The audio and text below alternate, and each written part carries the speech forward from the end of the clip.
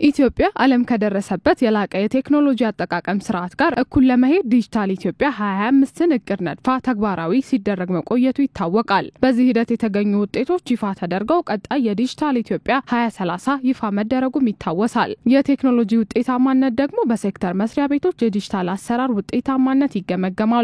አጠቃላይ የትምህርት ስርዓቱ በዚህ ዘመን አመጣሽ የቴክኖሎጂ ውጤቶች የተዋጀ እንዲሆን ተግባራዊ የሚደረግ አሰራሮች በርካታ ናቸው። በተለይም በከፍተኛ ትምህርት ተቋማት ስርዓቱን ለማዘመን ከሚሰሩባቸው ተቋማት መካከል ይጠቀሳሉ። በከፍተኛ ትምህርት ተቋማት የሚሰሩ የጥናትና ምርምር ስራዎች ከጅምር እስከ ፍጻሜያቸው ኋላቀር ስርዓትን የሚከተሉ በመሆናቸው ለበርካታ ችግሮች የተጋለጠ ዘርፍ ሆኖ ቆይቷል። ይህ የኋላቀር አሰራር ለተለያዩ ፈተናዎች ሲዳርጋቸው መቆየቱን ከጣቢያችን ጋር ቆይታ ያደረጉት የወራቤ ዩኒቨርሲቲ መምህራን ተናግረዋል። ማኑዋል ሲስተም በነበረ ሰዓት ቻሌንጆች ነበሩ። ሪሰርቸሮች ላይ ከማስተማሩ ጋር ፔፐሩን በማዘጋጀት ማኑዋሊ ነው ሁሉም ነገር የሚገመገመው።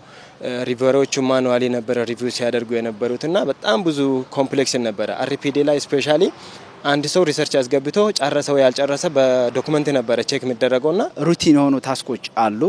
ስፔሻሊ እዚ ሪሰርች አክቲቪቲ ላይ ፔፐር ቤዝድ ስንሰራ ዳታውን ማኔጅ ማድረግ፣ ዶክመንቶችን መያዝ፣ ዳታ ቪዚቢሊቲ ስፔሻሊ ደግሞ ዲሲሽን ላይ ምናምን ትንሽ በማኑዋል መስራት አስቸጋሪ ስለሚሆን በጥናትና ምርምር ዘርፍ ላይ ያለውን ይህንን ችግር ለመቅረፍ እንዲሁም የትምህርት ስርዓቱን ለማዘመን የወራቤ ዩኒቨርሲቲ የተለያዩ ስራዎችን እየሰራ ይገኛል። በዩኒቨርሲቲው ተግባራዊ የተደረገው የሪምስ ወይንም ደግሞ ሪሰርች ኢንፎርሜሽን ማኔጅመንት ሲስተም ሶፍትዌር አንዱ ማሳያ መሆኑን መምህራኑ ይገልጻሉ። የወራቤ ዩኒቨርሲቲ ነገሮችን በማኑዋል መስራት፣ ፔፐር ቤዝድ መስራት ወደ ኢረር ያመራል ብሎ ያምናል። ስለዚህ ለዛም የተለያዩ ሲስተሞችን በማበልጸግ ላይ ይገኛል። ፕሮጀክቶችን በሶፍትዌሮችን በማበልጸግ እንገኛለን። ከዛ ካበለጸግናቸው መሃል አንዱ አሁን ፕሮዳክቲቭ ላይ ስራ ላይ ገብቶ ፕሮዳክሽን የሆነው ሪምስ ወይም ሪሰርች ኢንፎርሜሽን ማኔጅመንት ሲስተም የሚባለው ሲስተም ነው።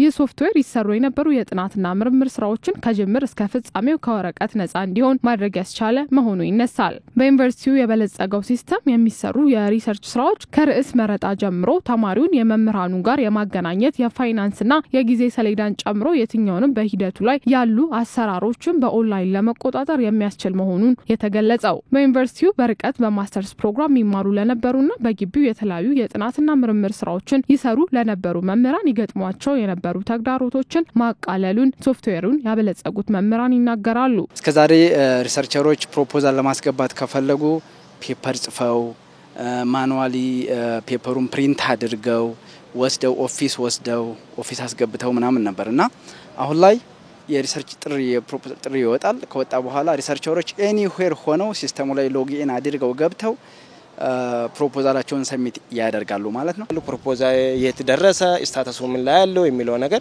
በቀላሉ የቱ ጋር እንዳለ ግራንት ርክ ተደርጎ ሌተር ሲሰጣቸው በሲስተማቸው አይቶ ሄዶ ፎርም ሞልቶ አይ ፕሮፖዛል ያልፏል፣ ግራንት ተደርጓል፣ ባጀት ተለቆልኛል የሚለው ሐሳብ ከሲስተሙ በቀላሉ ማግኘት ይችላሉ። ሶፍትዌሩ በቀጣይ የተለያዩ ማሻሻያዎችን ከማድረግ አንስቶ ወደ መጀመሪያ ዲግሪ ተማሪዎች በሚሰሯቸው የጥናትና ምርምር ስራዎች ተግባራዊ እንደሚደረግ ተገልጿል። የወራቤ ዩኒቨርሲቲ የጥናትና ምርምር ዘርፍ ባሻገር እንደ ሀገር ትኩረት ተሰጥቶ እየተሰራ የሚገኘውን የትምህርት ስርዓቱን የማዘመን ስራን ለማስቀጠል የተለያዩ ስራዎችን እያከናወነ እንደሚገኝ የዩኒቨርሲቲው ፕሬዝዳንት ለጣቢያችን ገልጸዋል። ኦንላይን ስልጠናዎችን መስጠት ጀምረናል። ለምሳሌ በዘንድሮ ዓመት ሁለተኛ ሴሚስተር ላይ ሚድ ኤግዛም እና ፋይናል ኤግዛሞችን ተማሪዎቻችን የኛ ውስጥ ያሉት ተማሪዎች ኦንላይን እንዲፈተኑ አድርገናል። ከኤግዚት ኤግዛም ባገኘው ኤክስፒሪየንስ ማለት ነው። ሪሰርች ፔፐር ለምሳሌ ፖስት ግራጁዌት ሪሰርች ቴሲሳቸውን ዲፌንድ ሲያደርጉ ገስቱ ካለበት ቦታ ተሳፍሮ መጥቶ እዚህ ተቀምጦ ከዛ በኋላ ሄዶ አይደለም ያደረግነው። ኦንላይን ተማሪዎቻችን ቴሲሳቸውን ዲፌንድ እንዲያደርጉ አድርገናል። አሁን ደግሞ ኦንላይን ኮርሶችን ሁለት መርጠን በኦንላይን ኮርስ ለመስጠት በኦንላይን ሳ ብሌንድድ በሆነ አፕሮች ኮርስ ለመስጠት ሁለት ኮርሶችን መርጠን ስራ እየሰራን እንገኛለን። ዩኒቨርሲቲው በቀጣይ ጊዜያት ከበር ጀምሮ የሚሰጣቸውን አገልግሎቶች ሙሉ ለሙሉ ዲጂታላይዝ በማድረግ ሀገሪቱ የያዘችውን እቅድ በማሳካት ተቋማዊ ኃላፊነቱን እንደሚወጣ ነው የተገለጸው።